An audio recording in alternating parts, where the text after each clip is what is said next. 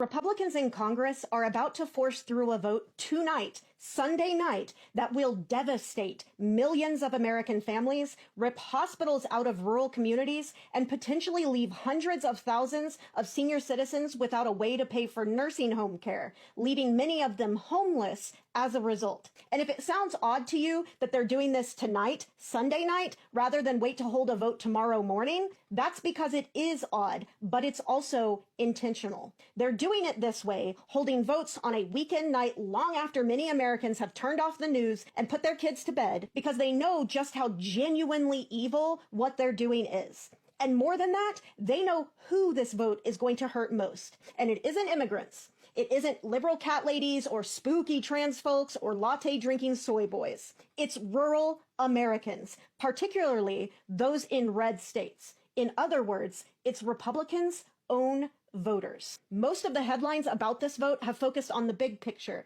which is admittedly terrible. 1 in 5 Americans rely on Medicaid, including 40% of all kids. And under the current GOP proposal they're expected to vote on tonight, 7.6 million people would lose their health insurance in the next 10 years. But what most of the stories didn't mention is that this hit will be felt hardest in rural communities. Rural Americans are several times more likely to have jobs that don't offer health coverage and are significantly more likely to rely on Medicaid to access health care than their non-rural counterparts. Nearly half of rural children are only able to access any health care because of Medicaid and CHIP. And perhaps most devastatingly, tonight's vote risks permanently closing the doors of hundreds of rural hospitals, leaving millions of Americans without a healthcare facility anywhere near them. No emergency room, no labor and delivery ward, and no cancer treatment center. Just hours of endless road between you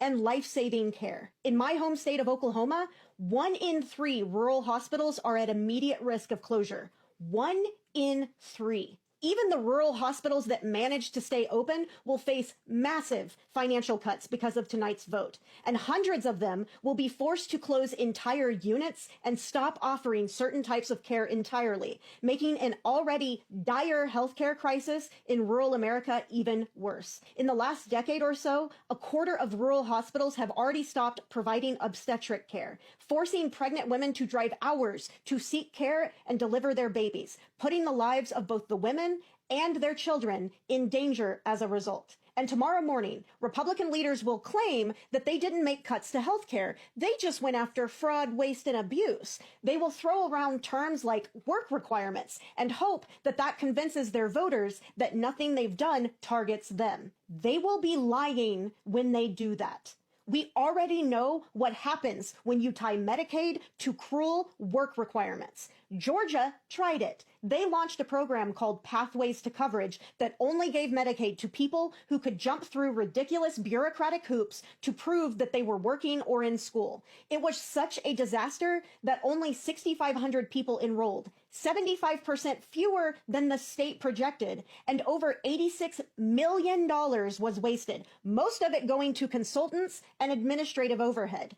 Not care, not people, consultants. Even the man that Republicans used as the face of the program, a full-time mechanic from rural Georgia named Luke Seaborn, lost his own coverage twice in 1 year because of how broken the system was and how impossible it was for working folks, particularly those in rural parts of the state, to navigate. This is cruelty by design because Republicans know that these work requirements don't help people. They just make it harder for poor folks, especially older rural workers, disabled people, and caregivers to keep the health care that they already qualify for. So while Republicans are giving floor speeches about saving taxpayer money, the reality is they are cutting care to rural families, closing rural hospitals, and slashing support for rural seniors, parents, and children, all while handing out tax breaks to billionaires and defense contractors. This budget reconciliation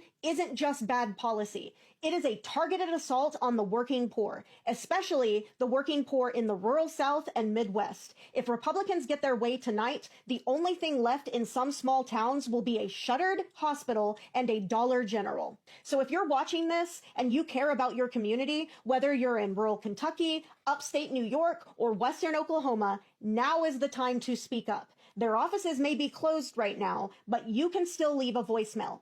Call your member of Congress right now. Leave a message demanding they reject these cuts and get loud on social media immediately. Share this video. I've posted it on every single platform imaginable, which you can find in my bio, and do all of the things, like, comment, everything, because healthcare is a human right, no matter your zip code.